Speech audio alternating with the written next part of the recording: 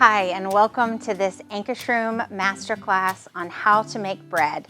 I first want to introduce you to the Ankarsrum Assistant Original.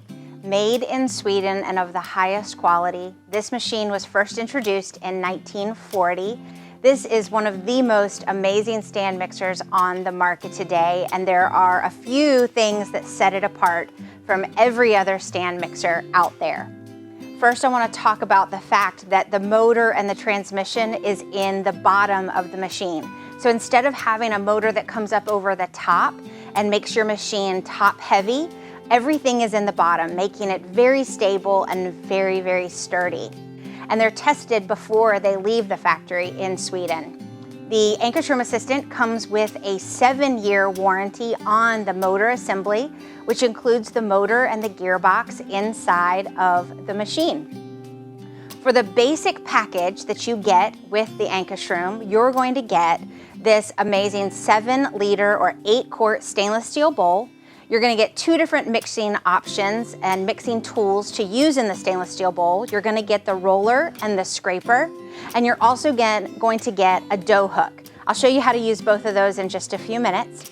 You're also going to get this Triton plastic double whisk bowl system that includes 2 different sets of beaters, a set of multi-wire balloon whisks, as well as single wire cake beaters.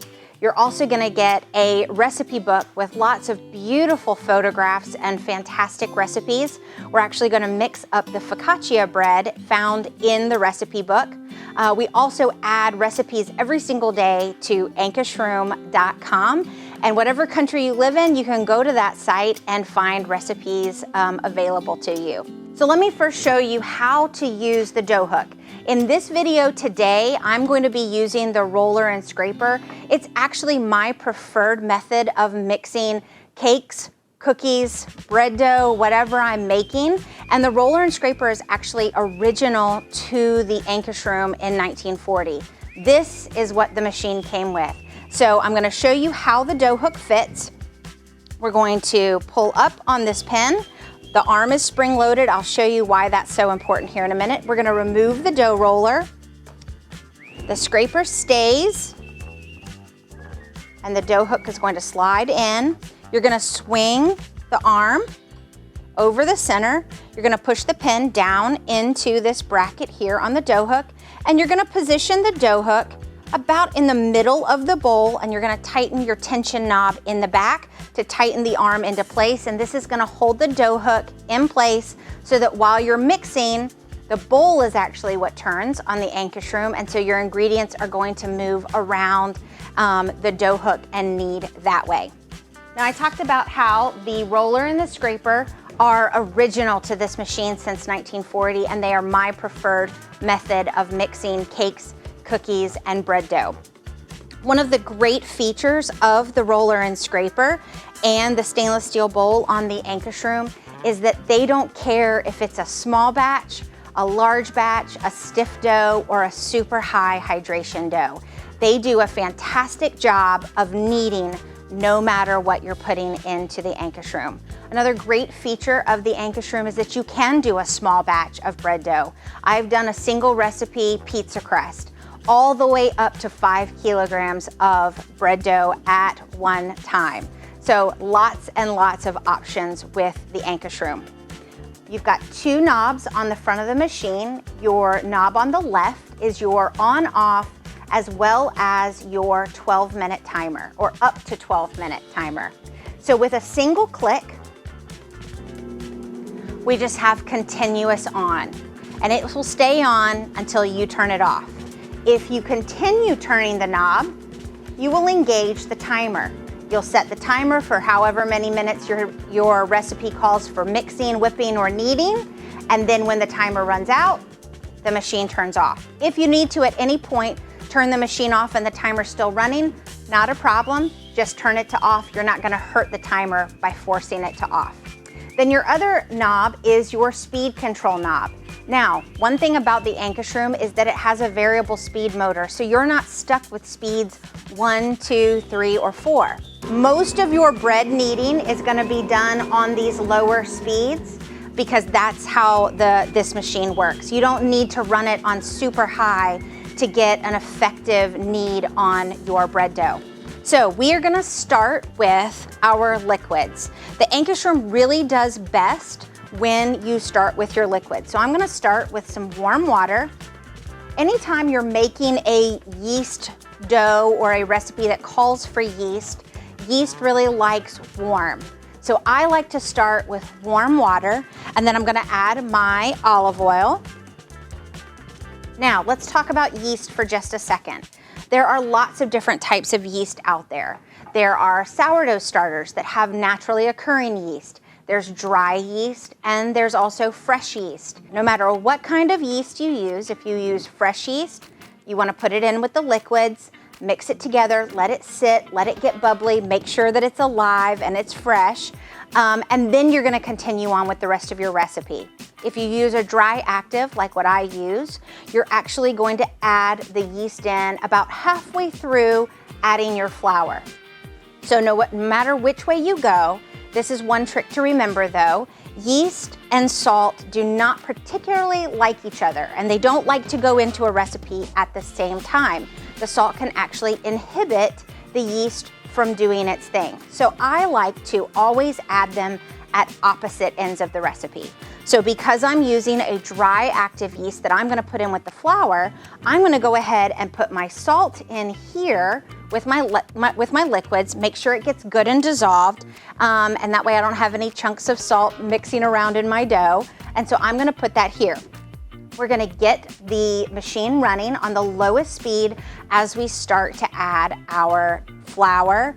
And then about halfway through adding our flour, we're gonna add our yeast, and then we're gonna keep adding our flour. A lot of times, you can actually get away with using a little less flour than what the recipe calls for, and that's gonna result in a very, very soft dough. So let's get mixing. We're gonna start off, like I said, on the lowest speed. We're gonna just click. Once I get all my ingredients in and I've adjusted my arm and my roller for my dough, that's when I'm gonna set my timer for kneading. So let's start. I always advocate that you pre-measure and pre-weigh your ingredients. One, to make sure that you have everything you need for the recipe before you start. And it just helps to prevent mistakes. So now that our dough is coming together, I'm gonna sprinkle in my dry active yeast. If any ingredients get stuck in the middle of the bowl, you can just push on the arm and the roller, pick up any ingredients as they hang out in the middle. We can now turn our speed up slightly. And what we're gonna look for is we're gonna look for this dough to come together, to thicken up, and we're gonna adjust our arm and our roller accordingly. So you can see that our dough is starting to come together. It's looking a little shaggy. We don't want the roller to be squishing the dough up the side of the bowl. So at this point, I'm gonna adjust my arm and my roller slightly off the side. I'm gonna tighten my knob here at the back. This is going to prevent my roller from working its way back to the side. However, the unique design of the Ankarsrum allows for the arm and the roller to still be able to freely move to the center so that the scraper is scraping the side of the bowl, the arm and the roller are gently moving with the dough, and it's totally mimicking that hand kneading motion that our grandmothers or our great-grandmothers used to do on the counter or in a big bread bowl. So that's how that works. We're gonna add the rest of our flour in.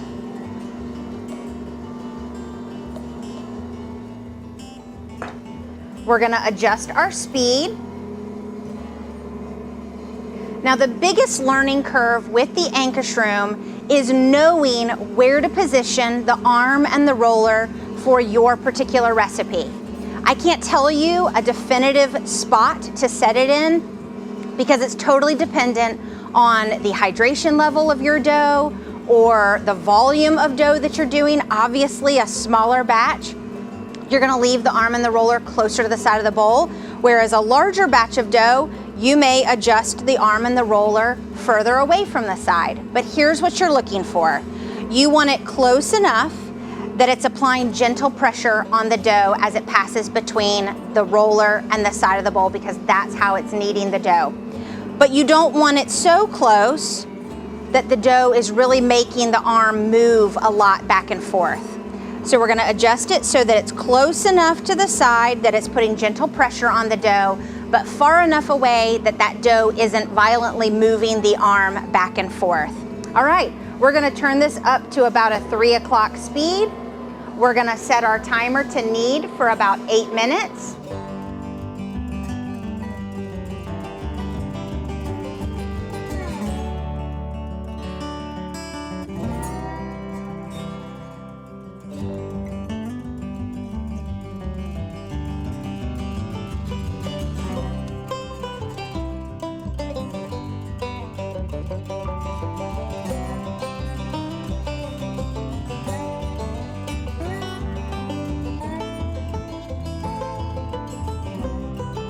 So now we're gonna uncover the bowl. We've been letting our dough sit here and rise on set, and I'm gonna show you now what the risen dough looks like.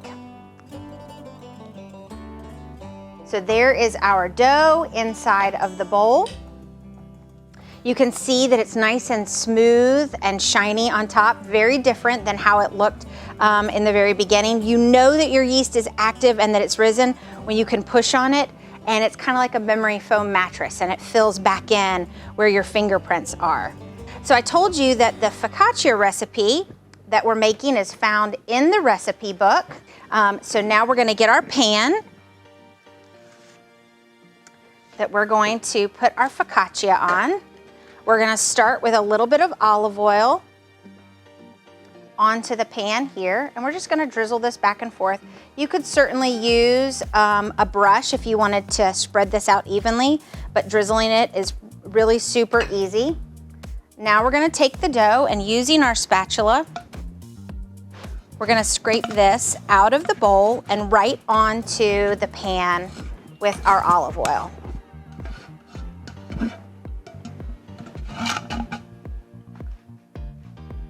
One of the great things about focaccia is that you don't have to handle it a lot. Super, super easy. We're just going to use a little bit of flour on the surface and on our fingers, and we're just gonna kind of squish this out onto our pan. So once we get this shaped on our pan, we're then gonna let this rise just on the counter for a little bit. And once it's risen, I've got another one all ready to go. So we're gonna bring it in. You can see how puffed up this one is. So now this is the fun part, and this is where kids really like to help. We are going to create indentions with our fingers. There's no right or wrong way to do this. Then we're gonna just sprinkle on some tomatoes.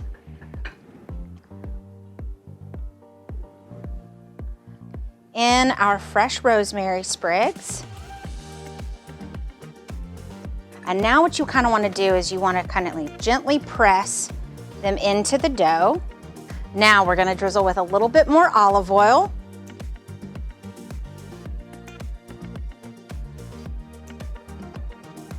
And then we're gonna sprinkle with some flake sea salt. And then no more rise time for this. So now this is gonna go into our preheated oven. It's gonna bake for 25 minutes. And we will be right back when this is done to show you the finished product. Thank you so much for joining us today. As you can see, our focaccia bread is golden brown and hot out of the oven. I hope this video has helped you. I hope you see how easy it is to use the Ankarsrum, and baking is a lot more fun when it's easy. The Ankarsrum Assistant is called the Assistant for a reason. There are so many optional attachments that you can put with this machine, such as a meat mincer, a blender, and even pasta making attachments. We will be showing you those attachments in other videos, but today I hope you've seen how enjoyable it is to use the Ankarsrum and how easy it is to make your own fresh bread. And if you love to bake, then you need to make the Ankarsrum your kitchen assistant. Have a great day. Enjoy.